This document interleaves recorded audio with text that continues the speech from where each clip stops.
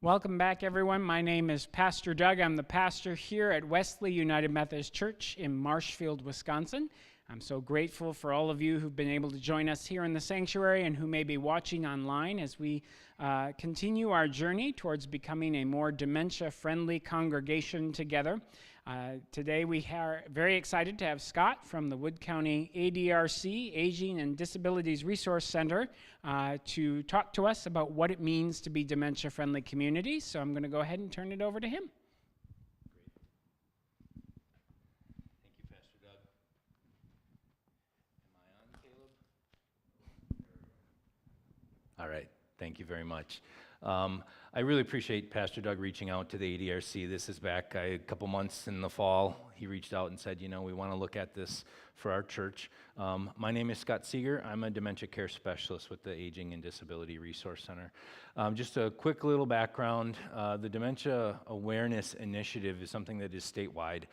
Wisconsin is very lucky. We have dementia care specialists in every county around the state, as well as all 11 tribal units. So that's 72 counties, 11 tribal units. We are looked at as a leader in how we are providing dementia support around the country. A lot of people from Madison are traveling the country to tell everybody about how our program came to be.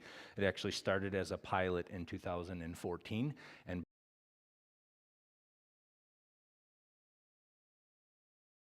where you're going to learn everything today, and you're going to walk out of here and be ready to go. This is something that Wesley United Methodist Church is now making a commitment to continue to learn.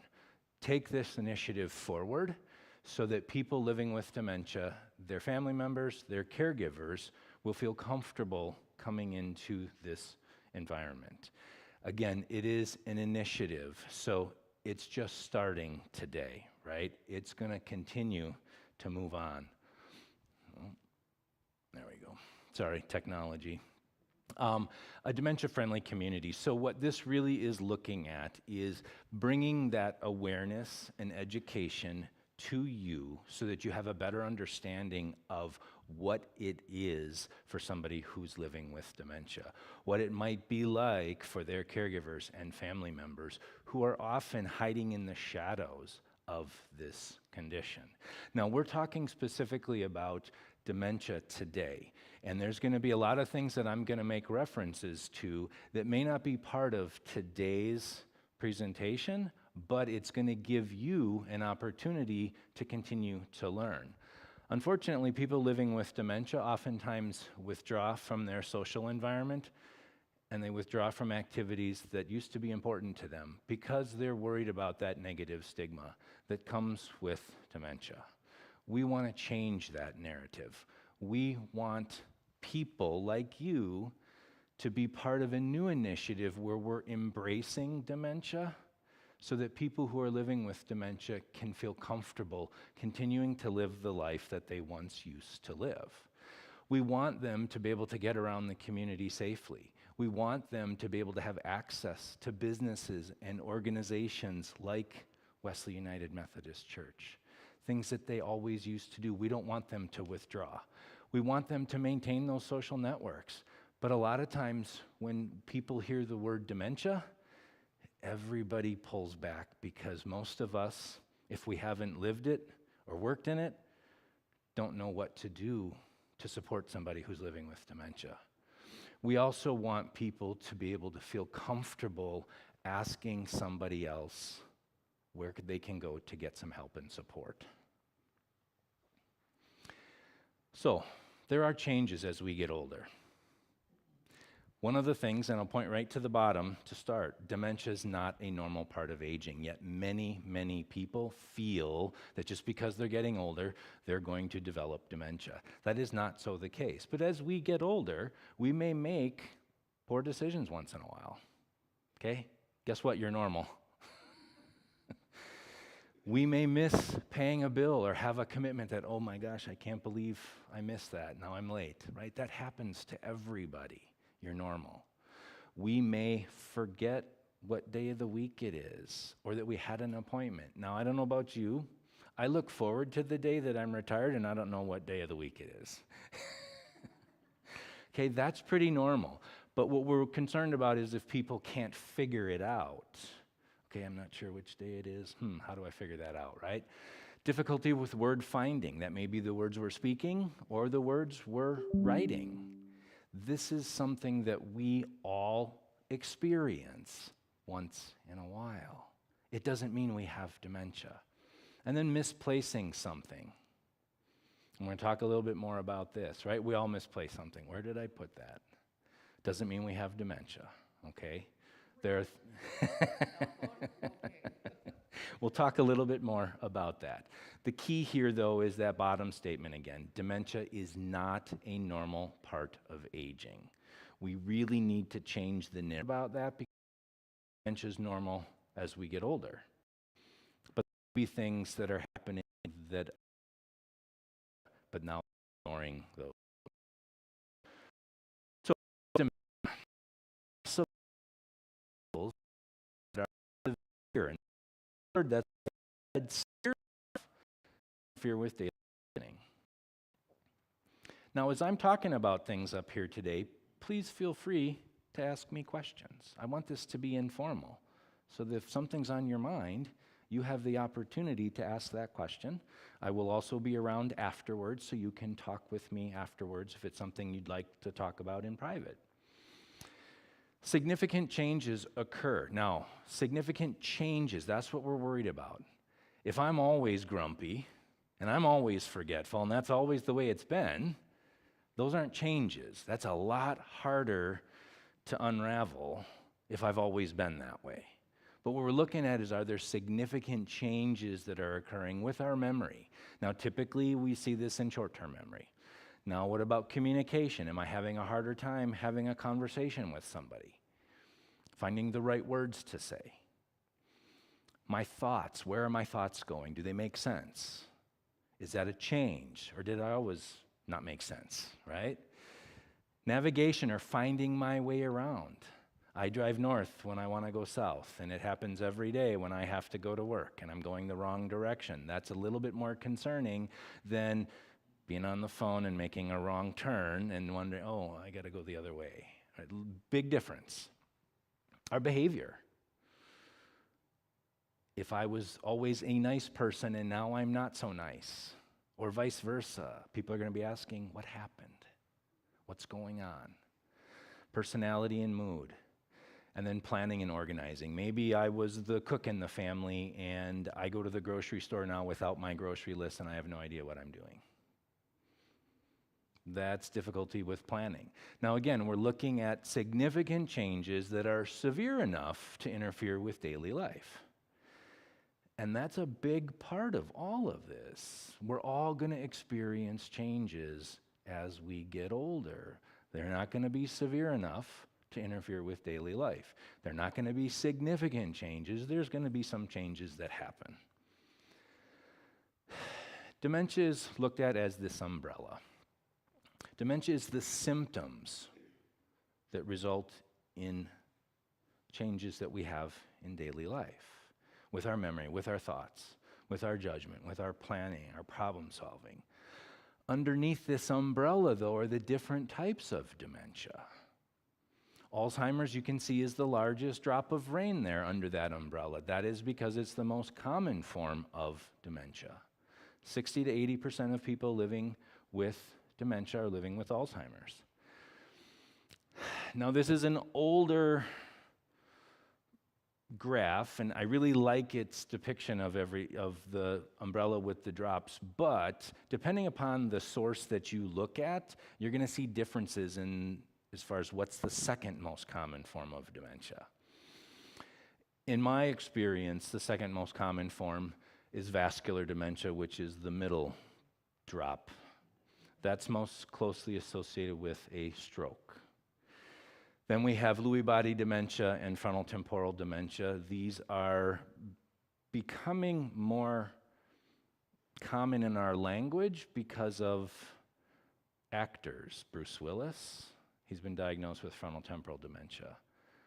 Robin Williams, he was diagnosed with Lewy body dementia before he took his life. Well, actually, after he took his life. He thought he was going crazy. That's why he took his own life. We're hearing about some of these a little bit more.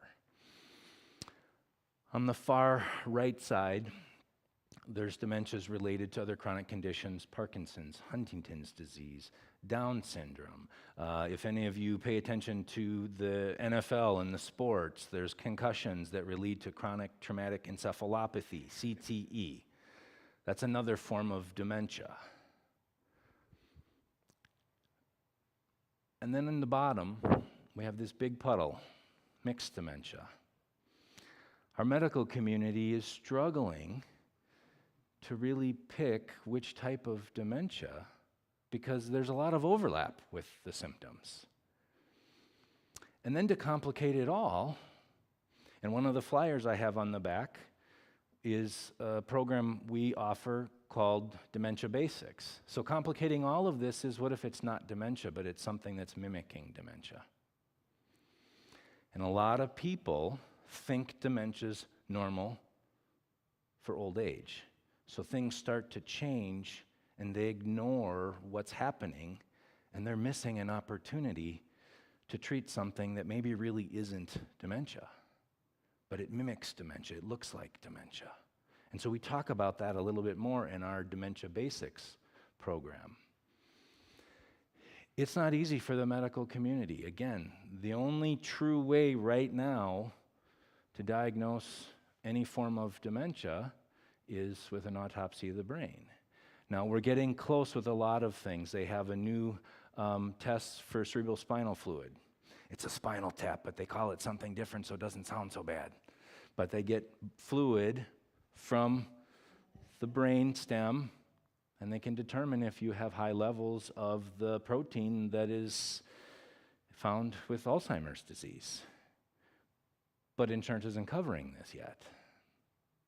So we're in a really tough place. And I mentioned Robin Williams. He thought he was going crazy. Took his own life. The doctor that did the autopsy of his brain after he took his own life said it was the worst case of Lewy body dementia he'd ever seen. Now, Robin Williams had all the resources at his fingertips. Couldn't get a proper diagnosis. There's a lot of overlap with a lot of these conditions, but we don't want people to ignore when something is changing. We want them to get in and be honest with what they're experiencing. Let that support person, family member come along and talk about what's going on so the doctor and that clinical team has the best opportunity to diagnose it the best way they can. How do I know if someone's living with dementia? Are there any obvious physical signs that show somebody has dementia? Take a look at this picture. Okay, now I'm not going to jump too far into this, but there's two people here that don't look maybe normal, okay? I want to be careful in how I say that. One person does, okay? Dementia's not that simple. There are no obvious physical signs, typically, that somebody's living with dementia. Crowd of people. We don't know who's living with dementia. A lot of people see this picture and say, oh yeah, but there's young people in that picture. Guess what? Alcohol-related dementia. I used to work in a long-term care facility. 2 women in their early 40s, brains were scrambled, drank too much alcohol. I used to work in the health system, and last year before I left, 2 young women in their 20s had strokes. Vascular dementia is most commonly associated with a stroke. Concussions from sports. We don't know who's living with dementia just because of their age or if they have gray hair. Any one of us are at risk, and most people living with dementia are hiding in plain sight. So how do I know if somebody is living with dementia? Well, the most common symptom that we hear about is short-term memory loss. Well, maybe that's affecting the person that you know. Maybe it's not, because it doesn't affect everybody the same way, depending upon the type of dementia. Maybe their spouse or their care partner tells you that the person is having some changes in living with dementia, or maybe they don't.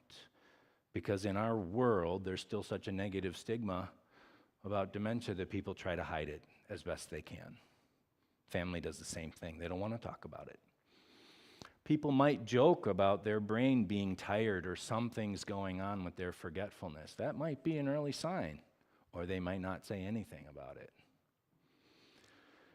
If there are signs, it depends on all of you to help pay attention for them. One of the things that we talk about all the time, and the Alzheimer's Association has publications all over the place about knowing the 10 signs. I have a handout on the back table for you as well. Part of our initiative with Wesley United Methodist Church becoming more dementia-friendly is a folder that we want you to keep. There's knowing the 10 signs that you should post in a common area so people can see this and be more comfortable looking at it. We never know when somebody's going to need our help and support.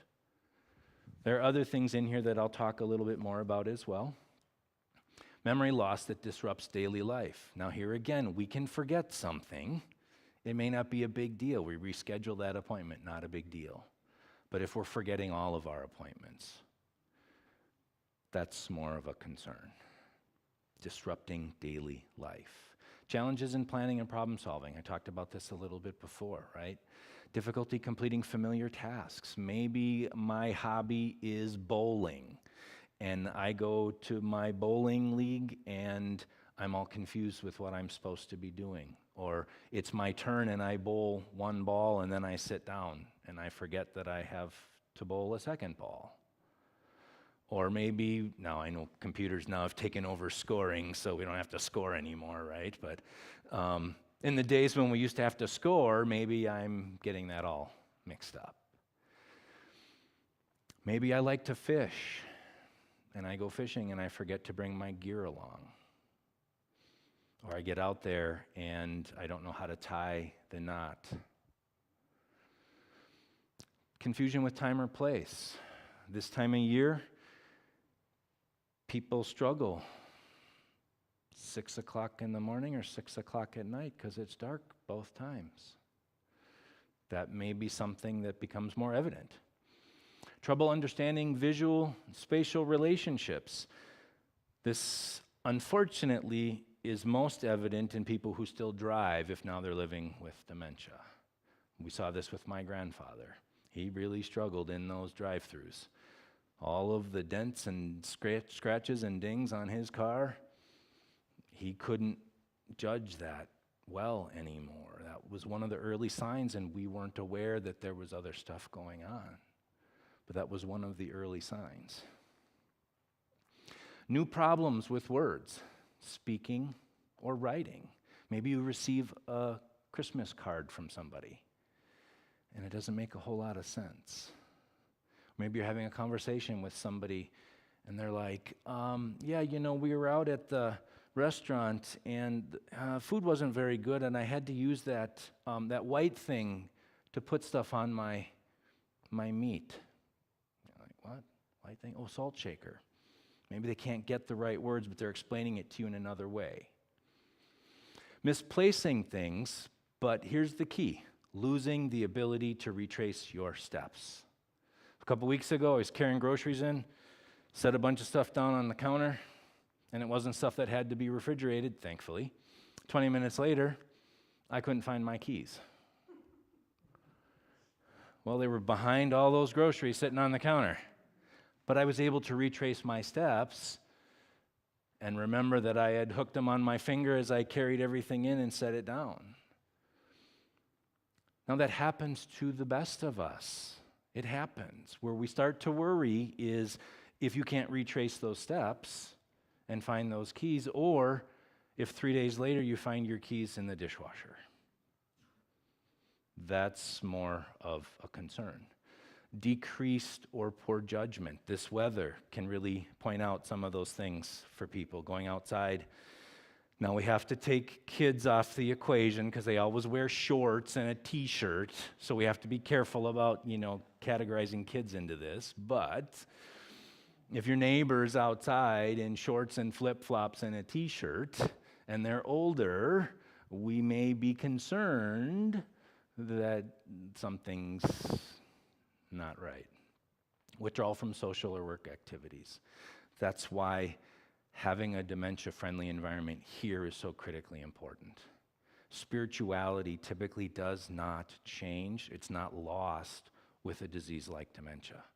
Spirituality stays strong, typically into the late stages. It's going to change on how they practice that faith, but it's typically still very strong. Changes in mood and personality, and again, we hear about this a lot from family. Oh, dad's just different. Mom's just different. They're mean. They have a short fuse. Things have changed. Okay, what's going on? We need to explore that further. It's a brain scan. I think you can see the difference. Left side, very bright. That's an active brain. The right side, now this is somebody with advanced Alzheimer's disease, okay? Not somebody in the early stages, but advanced Alzheimer's disease. The harsh reality about Alzheimer's and any other form of dementia is it's killing the brain. People will come in to talk to me all the time and say, oh, Mom or Dad, they're doing this on purpose. They just want to get under my skin. I'm telling you, they're not doing it on purpose. They're trying to survive in a world where things are starting to make less sense to them each and every day. They're trying to survive. Their brain is dying.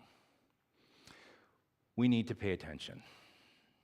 People are depending upon us, but yet they don't know that. The person may look like they're confused or lost. We need to pay attention to that. They might appear to be searching for something. Now, we all know how churches go. Everybody sits in the same pew, right? And when you sit in somebody's pew where you're not supposed to, I usually, get tapped on the shoulder, but I try to mix it up, right? And move around. People will ask me, why are you sitting over here?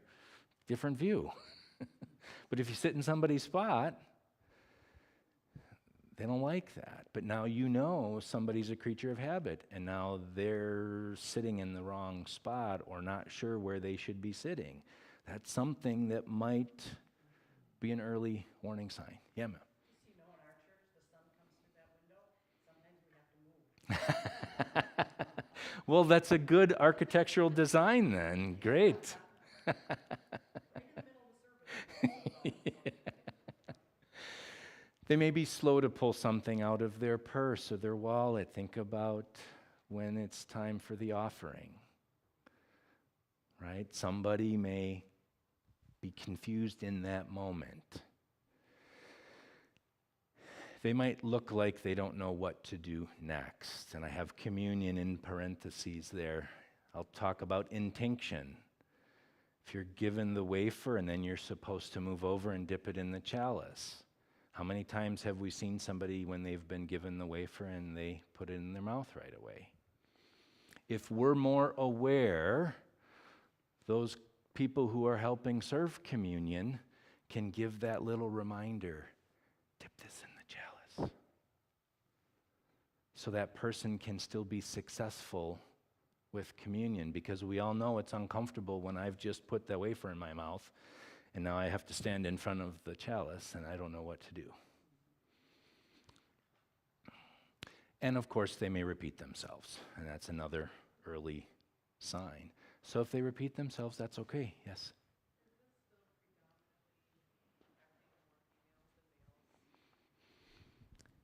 Just wondering if this is still predominantly affecting more females than males.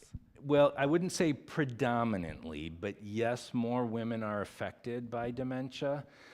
That's because they're living longer, and it's also because they're more so the caregiver, who then in turn neglects their own self-care because they're giving 150% to caregiving, and they're not going in for their annual physicals. They're not paying attention to the changes that they're experiencing. So, but yes, women do have a higher incidence of developing dementia. So do people of color, unfortunately, and that's typically because they don't have access to the medical community like we do. Risk factors for dementia. Now, these are ones that we don't have a lot of control over. The reason I have stars on both sides of age is that it's the single biggest risk factor for dementia. Now, I showed you that picture earlier that had people all different ages, okay? Unfortunately, though, still the primary single biggest risk factor for dementia is age. Gender, genetics, air pollution. We can't really change these. Air pollution, I have 1 star by that, because the reality is if we want to have some type of a device that tells us what the air quality is like, we could pick up and move. So there's a little bit of control with that. But in the, when we look at this list, these are really not all that modifiable. Now, modifiable risk factors. Scary part for me is that first line. Currently, the research tells us about 45% of people living with dementia could have avoided that journey had they taken better care of themselves. 45% of people living with dementia could have avoided that journey if they took better care of themselves. These are modifiable risk factors: high blood pressure, high cholesterol, smoking, diabetes, obesity, lack of physical activity, poor diet. And as I read through this first column, a lot of these are interconnected. So if you take care of one, you may be taking care of some of the others, thinking about poor diet.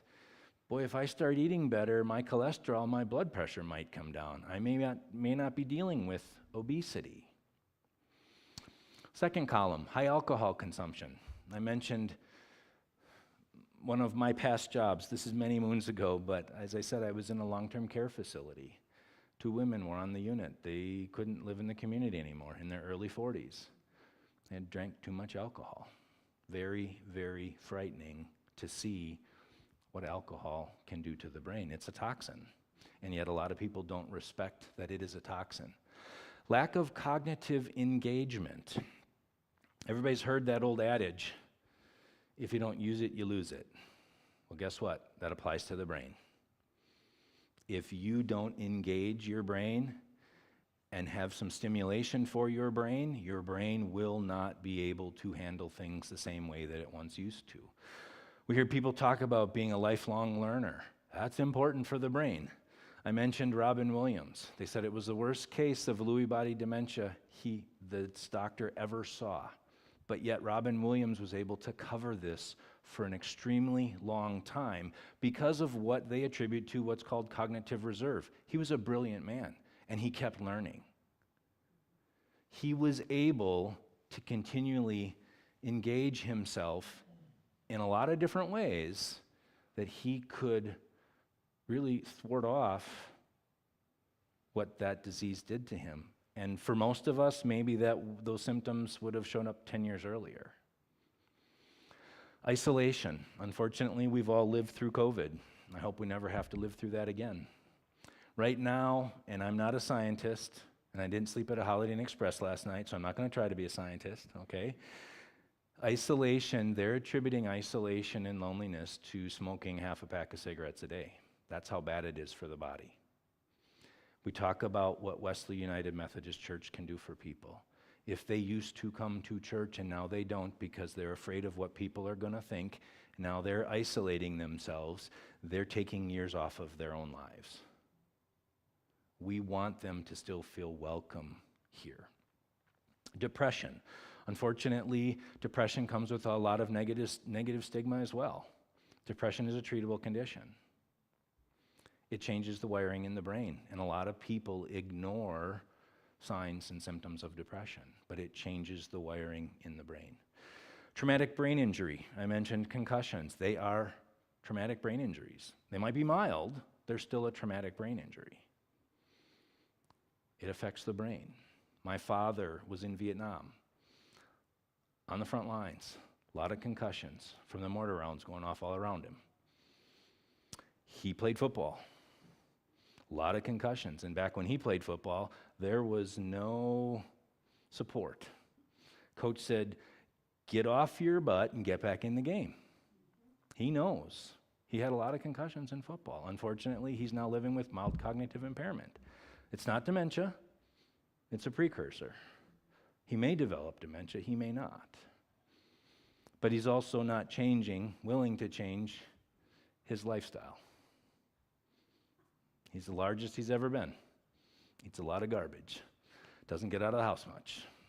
lack of stimulation. Unfortunately, his risks are through the roof. Some of it he didn't have control over. Some of it he does. But at 78 years old, he's kind of the mentality, why bother at this point? Sad to see, but I can only offer so much support. Then the last two, vision and hearing loss. Again, if you don't use it, you lose it. Hearing loss is one of the bigger factors right now that is more commonly associated with dementia down the road. Because when I'm not hearing, I'm disengaging. I don't want to go to family events anymore because I can't hear what's going on anyways. And there's that stigma. If people see that I'm wearing something in my ear, what are they going to say about me? What are they going to do, right? We need to change that narrative. Just a couple quick statistics here. Over 6 million Americans currently living with dementia. That's the ones we know about. A lot of people don't go to the doctor. So we don't know really what that number is. The expectation, because over 11,000 baby boomers a day are retiring, so our population is getting older. The expectation, though, is the next 20 to 30 years, that 6 million in our country is going to more than double. Sixth leading cause of death in our country. It has increased in the last 20 years, deaths related to dementia by 146%, yet deaths related to heart disease dropped. It's here, it's real. If it hasn't affected you already, I guarantee you it will, in some way, shape, or form, whether it's professionally or personally with a family member, or it may be you at some point in time. The other scary statistic here, 11.5 million Americans provide unpaid care for someone living with dementia. Now, there's a good number of caregivers who don't think of themselves as caregivers. Whoa, it's just my dad, or it's just my spouse. They're a caregiver, but they're minimizing that role as a caregiver. That number is way low as well. And then the bottom one, this is why I'm so glad that Pastor Doug reached out to me. 70% of people living with dementia are still in the community. They're hiding in plain sight. They're not in an institution. They're with us in the grocery store. They're with us at church. They're on the streets with us. Sometimes that's okay. Other times it's not. 70% are living in the community. Do you know who your members are? What is happening in their lives? What do you know about them? What if you notice changes? What are you going to do about it? Who's connecting with them? Part of this initiative is for this church family to look at new ways to stay engaged with people, to learn about people. I see name tags. That's fantastic. But that should be every week for everybody. Not just people that are ushering or serving communion. Everybody. So that we make it normal. So that if I've forgotten your name, I can still have a conversation with you because I see your name. That's an important thing to think about. And maybe you already do that. We learn by listening. We learn by observing. And we learn by engaging with each other. But if you notice changes with somebody who comes alone each week, what are you going to do about it? Who are you going to call? Who are you going to talk to? These are things that each one of us can take responsibility for. And I hope that as a church family, this initiative will continue well beyond my visit here today. It starts with each of you, but as an organization, as a church family, it's important that everybody comes together, whether it's the fellowship committee, the worship committee, the stewardship committee, whoever it is that's going to take the lead on this to be looking at how can we do things differently to make people feel like they still belong. Approaching somebody who's living with dementia. How do we do that? Well, first off, we want you to be calm. The only way to do that is for you to learn first. If you're not willing to learn, it's going to be hard for you to be calm when you're not sure what to expect. Stay positive and smile. A person living with dementia is said to only hear about 1 out of every 4 words that is said to them. That's as we get into the middle stages, and later stages it gets worse. So 1 out of every 4 words. You may say something to me and I'm not sure what you just said, but if you're smiling, I'm going to smile back. Body language is still really, really important. We want you to keep that smile on. Make good eye contact. Approach them from the front in their line of vision. So as we get older, our visual field shrinks, unfortunately. But with dementia, it even gets smaller. The goal is that we're approaching somebody from the front. Because if I'm walking from the back and I say, excuse me for not saying pastor, but hey, Doug, he may not know that I'm talking to him because I'm not in his field of vision. There's a new commercial out right now for a medication. I think it's for Rexulti, and they say that it changed my mom living with Alzheimer's. And they show like a picture of her approaching her mom from the back and putting her hand on her mom's shoulder, and her mom swings around and wants to hit her. Well, the approach is wrong. You don't need medications to solve that problem. There's a lot of things we can do to make somebody feel more comfortable. Acknowledge the person by name. No, we don't know everybody's name, right? That's why the name tags are going to be helpful for us too. It's not that we forgot. But I can say, hi, Marilyn, how are you today? Even if I don't really know her that well. Introduce yourself and offer a gesture of a handshake. Put the person at ease because you're calm and you have that smile on.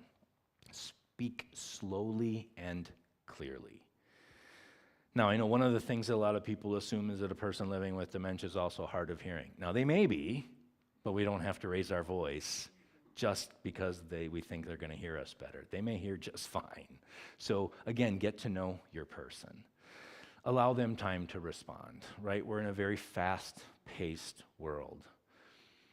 People are uncomfortable when they're silenced, but sometimes silence and a pause is needed so that the person can process what was just said to them, and be patient with them.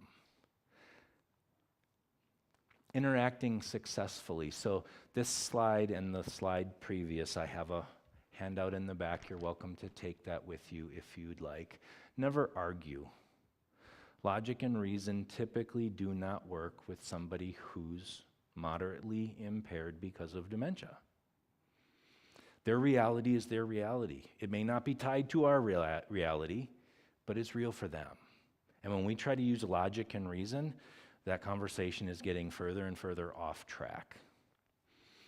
Ask simple questions and ask one at a time.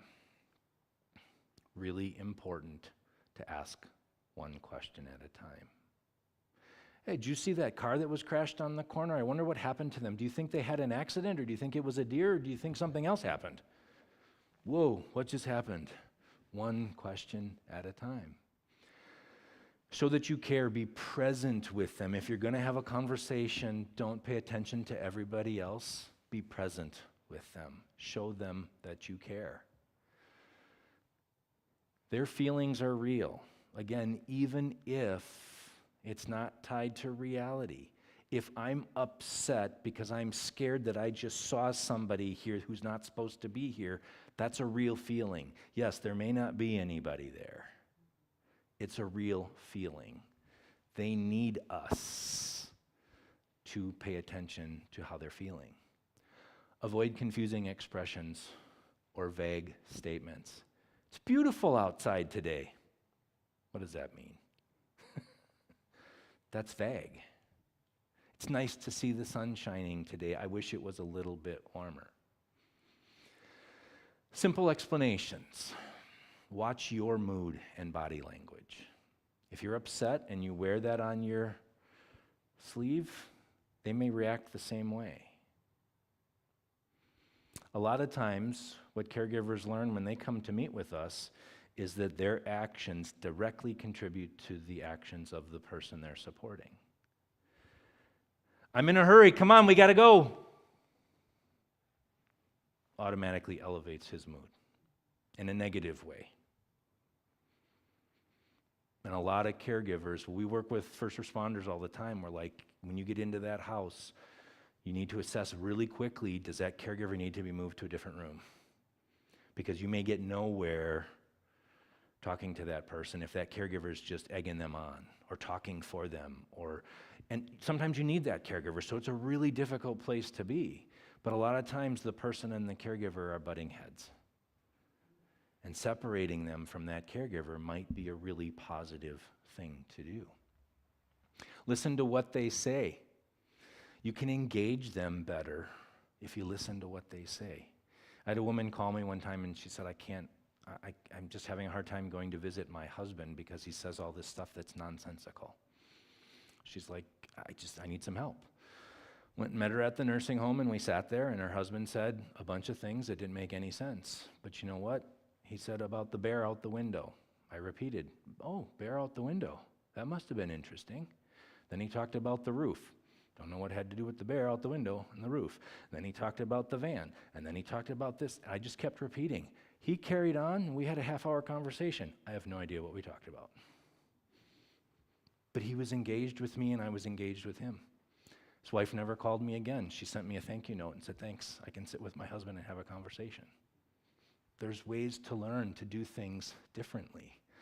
Also speak to the person. We get scared of dementia. So if I know Marilyn has dementia, I'm going to talk to the person next to her and not talk to Marilyn, not ask her any questions, not make eye contact, because I'm afraid of it. We need to change that. Talk to both of them. Accept people where they are. And this is, again, back to their reality. If I'm telling you I'm in Hawaii and I love to go fishing every day, and you're like, you're crazy, Scott, you're not in Hawaii, roll with it. Just roll with it. What was the biggest fish you caught? That's my reality. It's okay to go with it. And then especially if you know they're having some trouble with confusion and memory issues, write things down for them. Hand them a piece of paper. Hey, Altar Guild is meeting on Wednesday night at 6 o'clock. Give them a piece of paper. There's things we can do. You have to think about distractions. Now, the road, okay? Big distraction for somebody who can't focus their attention. I'm not saying you got to go cover all your windows, okay? But as you're interacting with people, these are things you need to think about. What could be distracting their attention? Families will come and say, well, you know, mom or dad doesn't want to go to Christmas anymore. Or they were at Christmas and they got upset and they wanted to leave. What happens at family functions? About 13 conversations going on, music is playing, somebody's cooking something, there's candles, there's dogs, there's kids, there's this, that, there's everything. That's information overload. It's not that they don't really want to be with family, they can't handle that overstimulation. It's a bunch of distractions. You know, I'm not a scientist, again, I said that.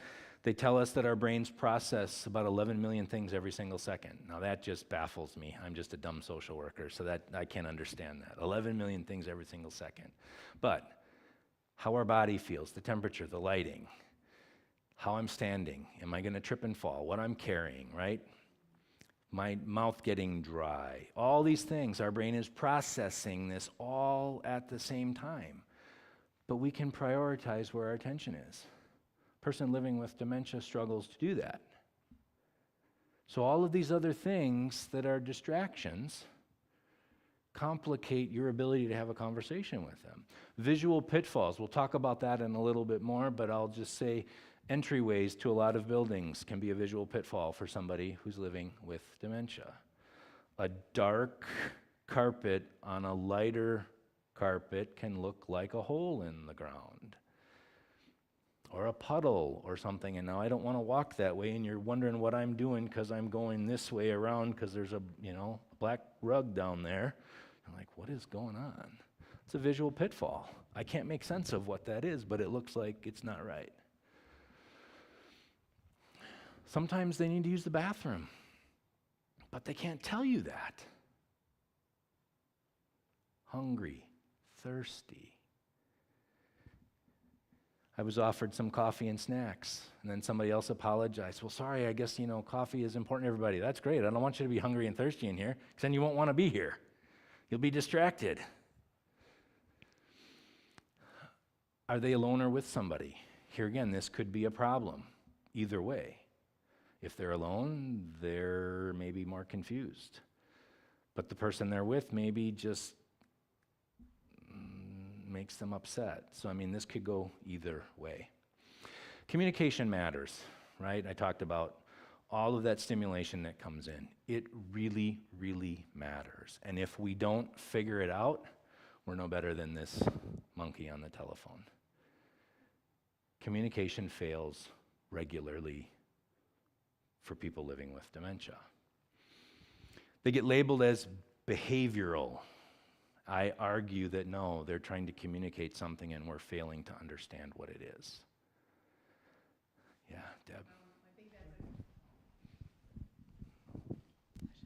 I'm glad you mentioned that because in all the years in long-term care, as people get dementia, you get behaviors. And we always trained our staff that behaviors are an unmet need, not a drug we have to put them on. Right.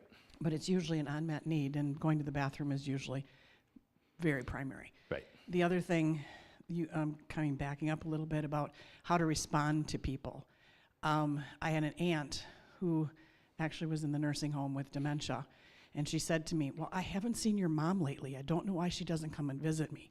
Well, my mom had died. So I rolled with it and said, well, she's been busy, so as to not have her feel bad. Yeah. But that's a hard question for people, and had I not had training, Right. I would have struggled with that. Yep. I'm glad you bring that up. Thanks, Deb.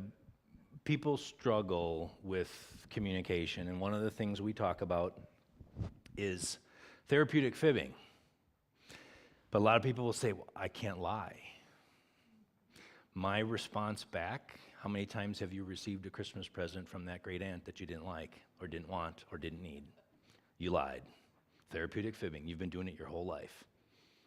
Somebody living with dementia is living in a different reality. To Deb's point about somebody passing away, and we have this happen, unfortunately, a lot in the later stages, where somebody who's, maybe 85 years old says, I want to go visit my mom and dad. And then the well-intentioned caregiver says, well, they passed away 25 years ago. Now the person is re-traumatized because they think they missed their parents' funeral. They don't have the ability to process their emotions in a healthy way. And so sometimes, as Deb said, we roll with it. Well, they're not here right now. Okay, that's the truth. Little off, but it's the truth. They're not here right now. Tell me about the best vacation you had with your parents. Now we're into a distraction. Try to get them off of, I want to go visit my parents. This is all part of communication, and it's not something that just comes naturally to a lot of people. Again, they focus on the lying. Oh my gosh, I can't lie. I can't lie to my dad or my mom or whatever it is, right? But there's strategies that work, and sometimes it doesn't include therapeutic fibbing, but maybe it is just a distraction. Maybe you keep a pocket full of Werthers and a piece of candy, and that's your distraction. These are things that can be learned. But if communication fails, things will happen. And unfortunately, our society thinks that a magic pill will solve every problem. And so there's a lot of people living with dementia that are medicated, and they really shouldn't be.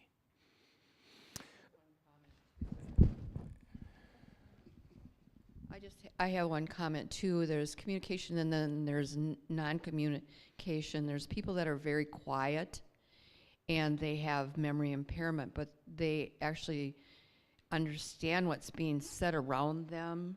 So people assume because they're quiet or not nonverbal that they're not processing information, and people may say things and they understand, and we harm people, we hurt them, because they actually process that information if we said stuff.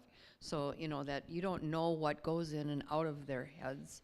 You just have to talk to them like you would anyone, because, the goal always to me is always to welcome safety, love, and care, and so therefore you always have to enter with anyone that has that, even if their behaviors are uproared, because there's something there.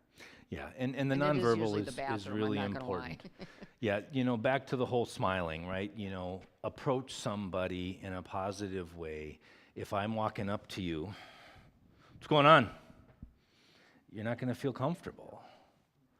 And so you want to, get down to eye level and have that smile on, because that nonverbal stuff makes a big deal. And to Marilyn's point, we don't really know what they're processing. So keep talking to them. If they respond or they don't respond, you kind of have to make it up as you go, but don't ignore that. So it's time for a change, right? He's confused. He has dementia. No, we need to get away from that. Our thinking needs to be, I'm confused. I don't know what he needs or how I can help. That's why this initiative is so very valuable, because it's a mindset change. Being dementia-friendly is a way of life. It's not something you sit through a presentation and you can change one thing and be dementia-friendly. This has to be an ongoing commitment to the people that are hiding in plain sight. Instead of, I hope he doesn't talk to me, because he repeats himself, right? I don't want him to come talk to me. How can I make him feel welcome? We need to change how we do things. It all starts with you, but as an organization, you can work together to bring this sunshine and roses mentality to people who are scared to be out in public. We need to stay calm. We need to slow ourselves down. We have to be patient. We have to be present with them and engage them. Use a comforting, calm tone of voice. Can I figure out what they need? Maybe not, but maybe you can still be present and engage with them. Maybe there is somebody else that can help you figure that out, and that's why the team approach can be very, very instrumental. You guys can learn together. Challenge yourselves to learn and to keep learning. You can't go yelling for your mom. She's not going to help you, okay? You guys have to do this yourselves. Talking about the environment and your signage. This is really, really important. And one of the first conversations Pastor Doug and I had was about the glass at the back of your church. And we'll talk about that in just a moment. But take a look at these signs, okay? The one in the top right, kind of cool, different, right? Hangs from the ceiling. You got the logo there for, men and women. But what did I say about visual field? It narrows. It's here. I'm not looking up at the ceiling. All gender restroom. If I'm not interpreting words the same way, that might mean nothing to me. I see a triangle inside a circle. The ladies and the gents. This one I want to just take an extra look at, okay? What do you guys see in this picture? Who sees two people? Right, now you got a chalice. Some people see different things. So the ladies and gents sign, I'm not going into psychology now. Okay, what do you see in this picture? That's not what I'm doing. But that may not be the best approach for people who want to find the bathroom. There's I think it's a Burger King. Now I haven't been there in years, so I don't know if they changed it. Burger King in Schofield by D.C. Everest High School. Guys and dolls. That's what it says on the bathroom. I think some of the Texas Roadhouse has some weird stuff too, cow pokes or I don't know. But I'm like, that's not what people need. They need the traditional bathroom signs. The one where I'm going to challenge you on, though, is the one on the bottom left, staff restroom. If I'm not making sense of the words, I may walk into the bathroom because I see the man and the woman. So as staff, if those of you who are staff, somebody walks into your restroom, let it go. It's okay. At least they found the bathroom and they didn't go somewhere else, okay? Traditional signage is very very important. As an organization, that's one of the things you need to be paying attention to. Where are things located? Okay, these are some exit signs. How creative. The red ones really, I've shown these to a lot of people. They're like, what am I supposed to run down the hall? Run down the stairs? What am I supposed to do? This way out, what is that telling me? That's not what we know. Traditional exit signs, but unfortunately we have to look at it, and I'm going to pick on your front door. Now, I can see that there's a road out there, but your sign is really high. It's not in my visual field. And if it's dark out, say you have a night service, I may not know what's beyond those doors. So that may be something that needs to be looked at. Not an exit. What am I waving to you? I don't know what that hand means. That's not a traditional sign. Emergency exit only.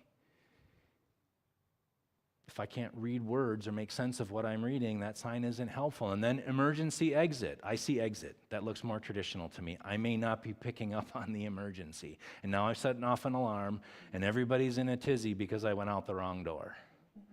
There may not be a good way to solve that, but maybe a stop sign, which is a universal sign that we all know. Maybe that needs to help with that emergency exit.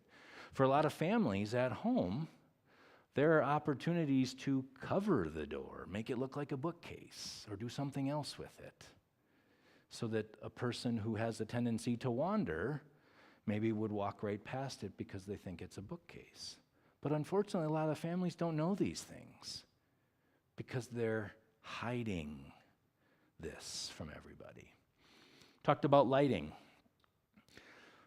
We've got a dark conference room on the left and a lighter conference room on the right. Now, the lighter conference room, I'm going to argue, is better. However, look at the chairs and the carpeting. Dark. Okay, we're going to come back to the chairs in just a moment. Look at the tile floor on the left. A lot of work went into that. Beautiful. But on the right side, a person that has had visual changes may see that beautiful tile floor as, now I got to step across these things because there's all these holes or crevices in the floor. Now, I'm not saying everybody who's living with dementia experiences this, but unfortunately, we know some of them do. This is one of those visual pitfalls. We have to be more conscientious. Now, I'm not saying if your carpeting was not the best for somebody living with dementia that you have to now have a capital, budget set aside for all new carpeting in the whole church. But when the time comes that you need to start making some updates, those are things to be considering. The glass in the back, it's frosted on the bottom. Looks really nice. But if I've had visual field changes and those doors are closed, I can see from one end to the other, and I might walk right into that glass. There's nothing in my line of sight to tell me that that's glass. Or at night, maybe there's glares. And I'm walking into the sanctuary thinking I'm walking outside because I see the outside doors reflecting in the glass. These are things that if you have a team of people that are thinking about these things, you can look at, are there opportunities to, put some of the kids' murals on the glass, bring that frosting up a little bit higher, do something different.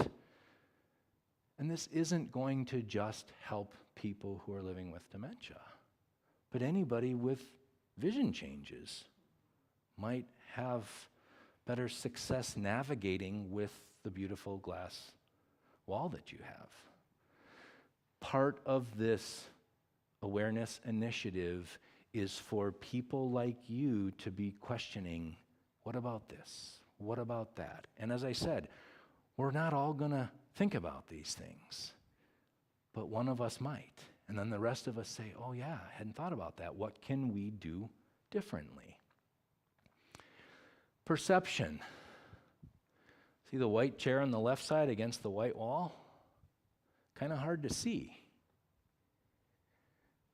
I would go with the black chair if I could, on the white floor and the white wall. Yellow, better, but not so much the white.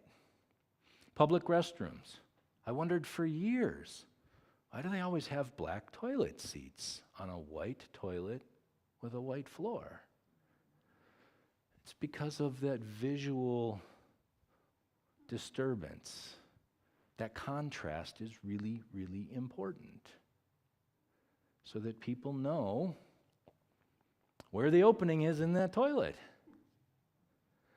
These are things that need to be considered as your church moves forward. How can we do things differently? The mauve that you have in all of your pews, great. This one I would be concerned about because it's very close to the color of the floor. This is something that would concern me. Who's going to sit down on this safely? Again, it's not just for people who are living with dementia. Somebody that has had vision changes may struggle with that. The risers, the stage. You can see the brick, but there's still some gray here. Maybe there needs to be a difference that's a little bit more of a contrast. Maybe nobody goes up on the stage. These are things that you have to be talking about and considering as a church family. I mentioned earlier, spirituality and faith typically remain a cornerstone with people who are living with dementia well into the disease process. How they practice that faith looks different. But what is Wesley United Methodist Church doing about that? If somebody used to be active in the church and now they're not, why? What is the church doing to make them still feel welcome?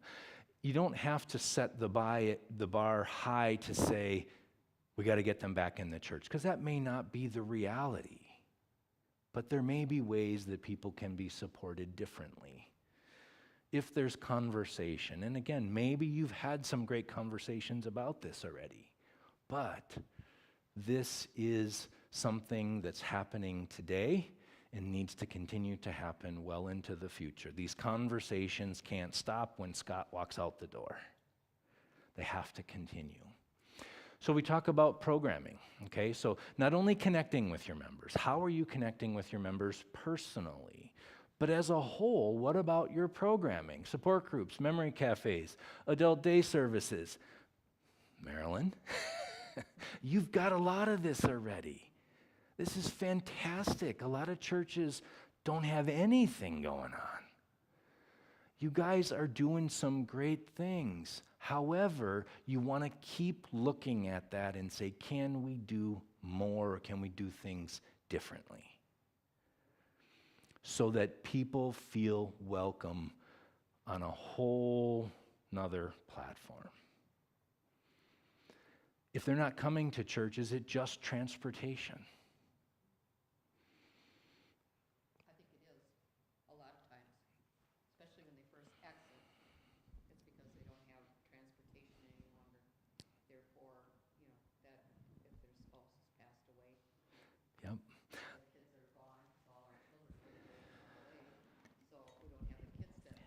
But we can maybe consider that. But I do think that transportation, especially personal transportation, someone who's Yeah. willing to go to the door and help that individual get into a vehicle and Right. load their walker.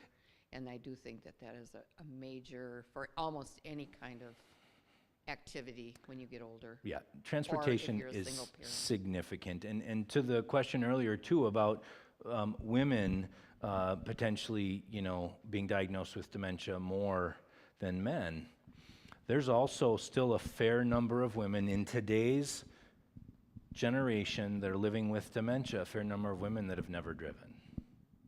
And so now what happens if their husband is diagnosed with dementia and he no longer drives? That spouse is isolated. Like Marilyn said, what if the kids aren't around? What if they don't have people that can help support them? So transportation may be something that is considered. If that's the only barrier, maybe there's a way that you guys can look at that. Other educational offerings. I mentioned there's a flyer in the back. We do a dementia basics and a brain health basics. These are really important things. The dementia basics, and I talked about that, there are things that mimic dementia. A lot of people don't know about that. We want people to understand what their bodies might be telling them. I also talked about the 45% of people that could have avoided that dementia journey had they taken better care of themselves. We have a brain health basics class. It's an hour, it's not that much of your time, an hour that talks about what we can do, those 14 modifiable factors that I had up on the screen, what we can do differently to take better care of ourselves. So we've got some coming up in February. We'll be at the 2nd Street Community Center, just around the corner here. Nice space. And if that's something that, at some point the church really feels strongly about, we can look at scheduling special sessions right here too. But we have one coming up in February. Maybe some of you would be interested. Now, I know it's not forever going to fit in everybody's schedule because it's 3 o'clock in the afternoon. But it's an opportunity to learn a little bit more about dementia, a little bit more about brain health. Virtual partnerships. Maybe there's activities that some of you are aware of, and obviously COVID changed the game. There's a lot of virtual activities that are out there. AARP is one that I put up there as an example. They've got webinars and educational sessions and things going on all the time. And if somebody's not connected, maybe the church can be that connection for them. I have a gentleman right now that I'm supporting. He's been in one of our support groups for quite a long time. His wife actually passed away, and he has continued to come to one of our support groups. And I sent them information about a grief support group for people who have been on that dementia journey. It's a 16-week class. He doesn't have technology. I've reserved our boardroom for the next 16 weeks, and he's coming into my office to sit and participate. He's participated in 2 weeks, and he is so thankful that he's had the opportunity to do it because he really felt he needed it, which I'm glad he recognized that, but he didn't have the means to do that by himself. There are opportunities to create an environment where people have more opportunities. As you think about your activities, art, music, poetry, exercise, offering your community. And on the bottom, is it something that can accommodate both the person that's living with dementia and their caregiver? When families ask me about moving their person to assisted living, one of the things I tell them is take a look at their activity calendar. See if your person's going to be able to participate in any of those activities. Because if you just send them there and they can't do anything, that's isolation. Yeah, they get round-the-clock care, but they're still isolated. So think about your activities.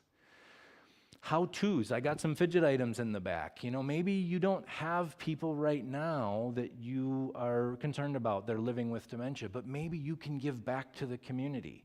We've got fidget mats and fidget hand muffs and some other fidget items that maybe a group can get together and start making some of these and give them to hospice or give them to some of the long-term care facilities. And you can give back in another way.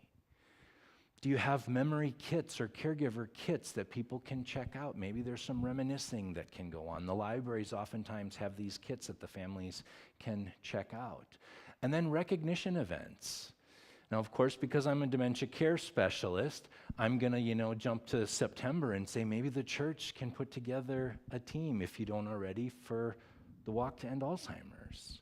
Show the families that you're doing things to help raise awareness. November is Caregiver Appreciation Month. Maybe there's an opportunity to support those caregivers that don't get recognized. If we didn't have caregivers, now, my own personal opinion, the healthcare system is strained as it is. The long-term care system is strained as it is. But if we didn't have those caregivers, and that one slide earlier said 11.5 million provide unpaid care, it's way higher than that. If we did not have caregivers, you would not believe how compromised our health care system and long-term care system would be. But caregivers rarely get that appreciation and acknowledgement for what they do. In-person activities, virtual activities.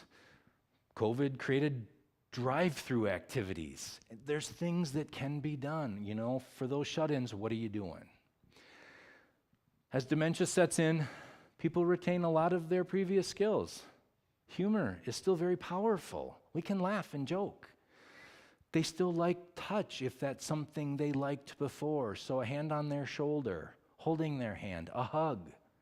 Their emotions right in the center, that big pink cloud. Emotions are real. Yet we like to, and I'm just saying this generally, not that you guys, but we like to ignore somebody's emotions if they're not tied to reality. But their emotions are real. Bottom left, spirituality. People still want to practice their faith even when they're living with dementia. How they practice that needs some modifications, not from them because they're trying to survive. Those modifications need to come from you. How can you support them so they can still practice their faith in a way that's meaningful for them? Their long-term memory. It's an opportunity to let them tell you a story. Don't ignore what they're telling you. It's a story. Go with it. Enjoy it. And then music. This is so powerful, and I wish we had time. There's a fabulous video out there, Gladys Wilson, and she's non-communicative. And somebody gets to know her, and they play a song for her.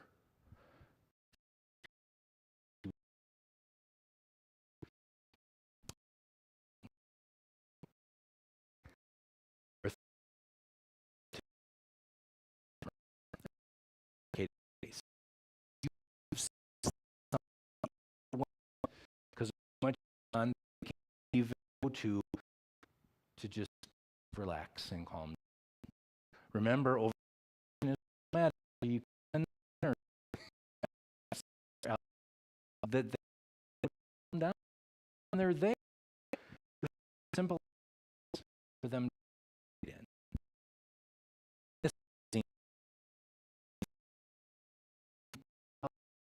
You can just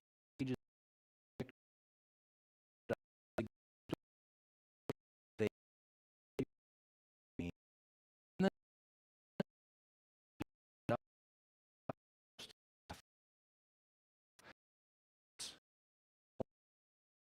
struggling get out. Sure, direct might be in make. I want you to know fold stay those are going to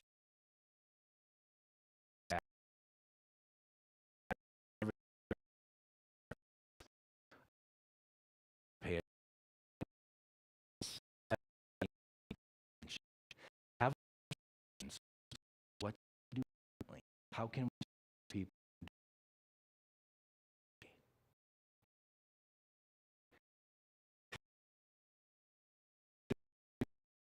back to the brain. There will be why somebody has a good day. My argument would be last night they ate well yesterday, they're hydrated.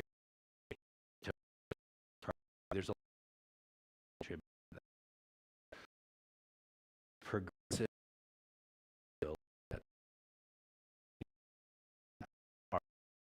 here. Let's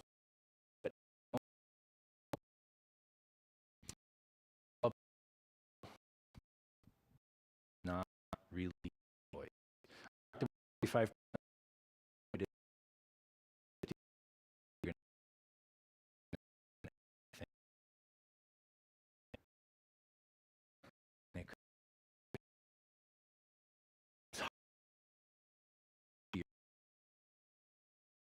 discriminate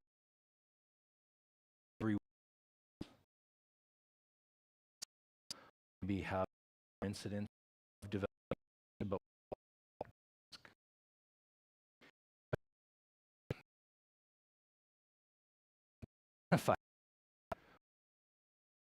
they say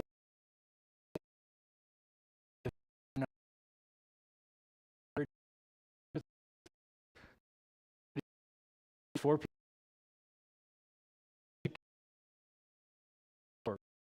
we don't know this.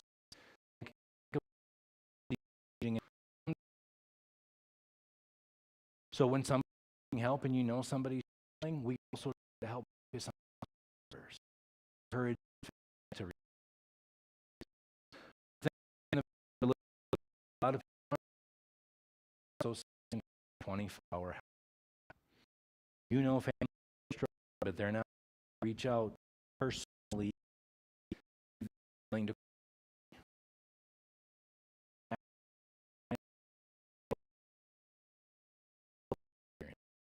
great. Thank you.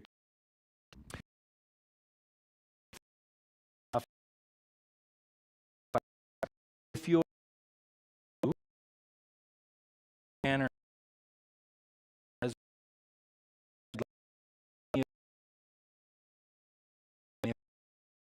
to put Wesley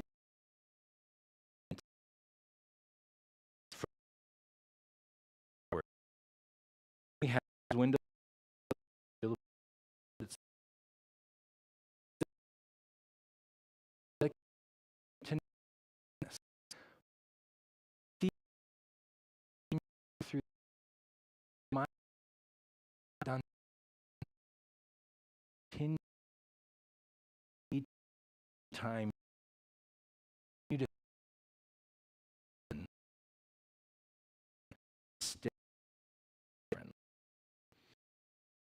for your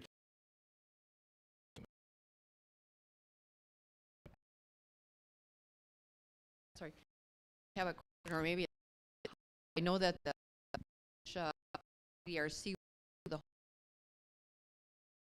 safer. I have several. I connection presentation houses. I can do all kinds of opportunities for people. It's safe.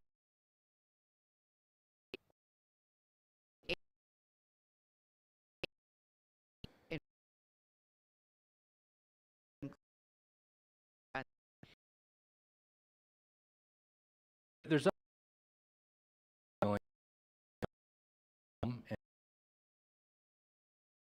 and do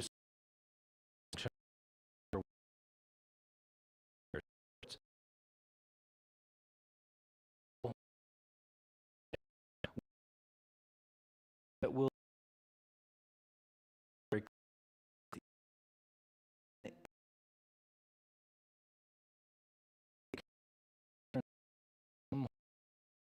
is if that how help foundation to the for us family we are in change people that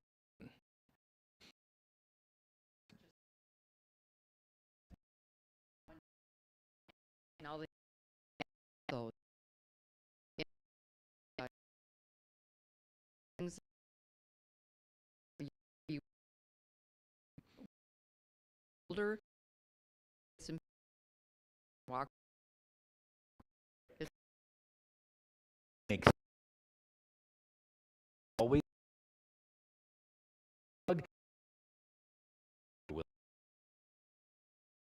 that into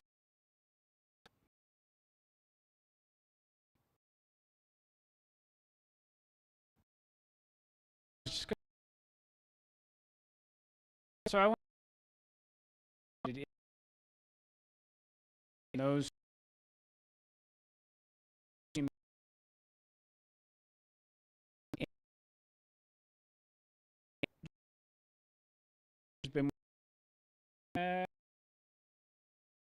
years. The have heard the folks, family, this, and so if we decide to do this as a congregation, if we decide to accept the honor of being a dementia-friendly community, and doing that work day in and day out of asking ourselves, what can we do to journey with these folks and their families?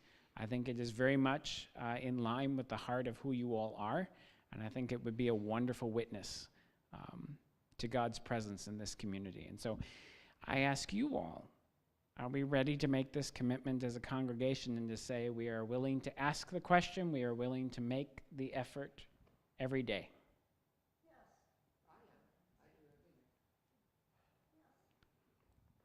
All right. That being the case, in just a moment, I'll invite us up here, and I would like to offer a word of prayer before we do that. Nope. When I have respite care over here, I do have several people that ask me if they can come in and sit in the church. And we try to take a walk through the church, through the sanctuary, just as an outing, but at the same time, it's very meaningful to very many people. And I also have a lot of people that discuss in respite that they no longer get to go to church because of, well, one, transportation, or whoever they used to go with no longer does that anymore, because it is quite a commitment. And so we do already give participants an opportunity to share in our church, at least when they're here. And then you've come on and given communion. No, ashes. Yeah, which was very well accepted also. Thank you. All right. Let us pray. God of life and love, you have made us for each other to share together in the body of Christ and in relationship, not only with you, but with all those we encounter. As we make this commitment to journey together to become a more dementia-friendly community, help us to remember that doing so is an expression of your love for those who are living with these experiences, for their loved ones, and for all your beloved children. Watch over us. Give us the strength and the courage to ask the questions we need to ask, and to offer up in our ways the gifts you have given us to share this journey. We ask this in the name of your Son, Jesus, and by the power of your Holy Spirit. Amen. All right, now will you all come forward to join in holding up the banner? And I'm going to ask if we can get a copy of that photo too, so we can share it in our e-news and social media.